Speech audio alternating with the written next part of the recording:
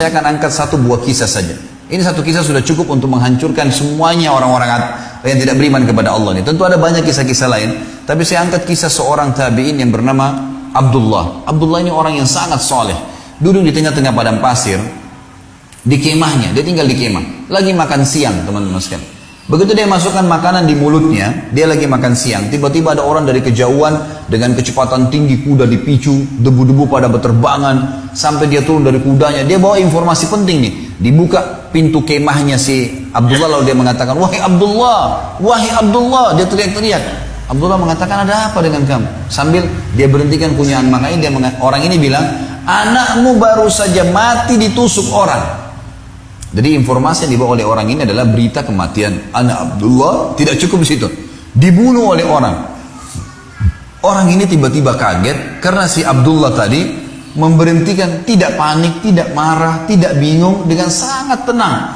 Dia berhentikan kunyahan makannya, lalu dia balik ke orang tersebut lalu mengatakan, Inna lillahi wa inna ilaihi raji'un. Kami milik Allah, kami akan kembali kepada Allah. Hanya itu saja. Lalu dia kembali kunyah makanannya. Dan ini ada pelajaran teman-teman, nanti akan diceritakan, dia sebutkan sebabnya kenapa dia tetap punya makanan. Orang yang bawa informasi penasaran, ini orang mati anaknya nih. Maka dia ulangin, wahai Abdullah, anakmu mati ditusuk orang. Informasi yang kedua kali, mungkin tadi Abdullah yang pertama gak dengar nih. Gitu. Ini anaknya mati kok masih bisa tenang. Ternyata sama saja, diberhentiin kunyahan makanannya, lalu dia balik kepada orang yang bawa berita mengatakan, Inna lillahi wa inna ilaihi raji'un. Kami milik Allah, kami akan kembali kepada Allah. Gitu. Dia kunyah lagi makanannya. Orang ini ketiga kali ulangin. Dia penasaran. Dia mengatakan, demi Allah wahai Abdullah, saya melihat seseorang pegang pisau, tusuk dada anakmu, berdarah, mati. Nggak ada lagi yang lebih jelas daripada ini. Dia nunggu jawabannya, gitu kan?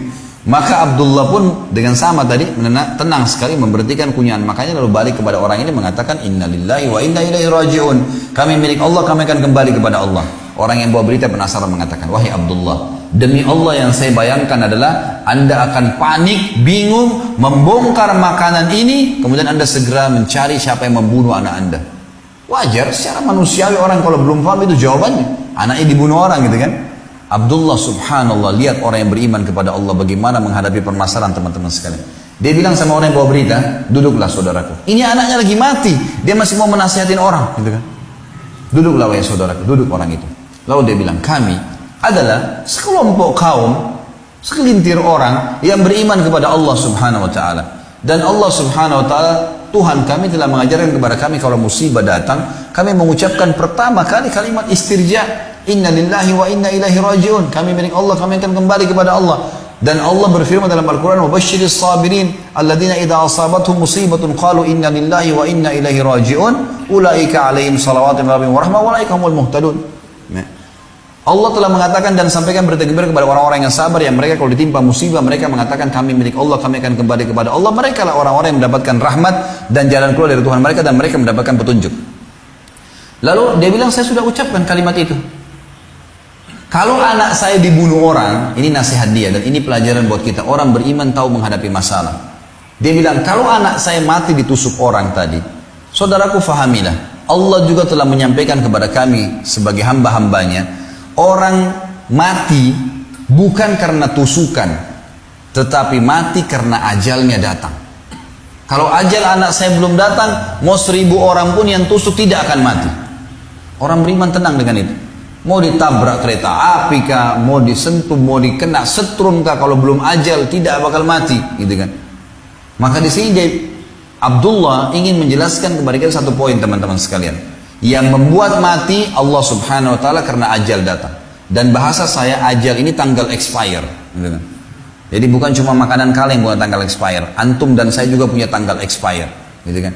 Semua alam semesta ini punya tanggal expire. Ada sebuah riwayat menjelaskan, seorang sahabat pernah membeli sebuah piring, kemudian piringnya jatuh pecah oleh pembantunya. Lalu dia marah-marah dengan pembantunya. Nabi SAW waktu dengar, panggil tuan rumahnya, panggil.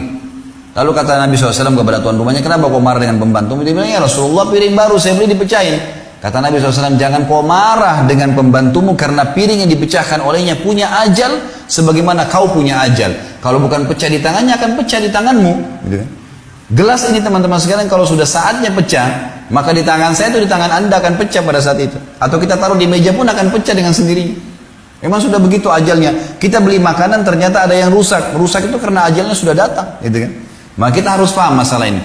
Mati itu karena ajal sudah datang. Gitu. Kemudian juga saya ingin diberatkan teman-teman sekalian di poin ini. Mati dalam Islam itu cuma dirasakan satu. Semua mati. Jenis-jenis mati, orang ditabrak kereta api kepalanya hancur, orang yang naik pesawat meledak tidak ditemukan sepotong pun badannya, orang yang tenggelam di lautan dimakan ikan habis badannya, orang yang mati di atas ranjang teman-teman sekalian. Ini dalam Islam satu yang dirasakan cuma satu. Mungkin kita secara manusia lihat berbeda-beda prosesnya, tapi ini mati satu karena hanya merasakan sakaratil maut, itu saja.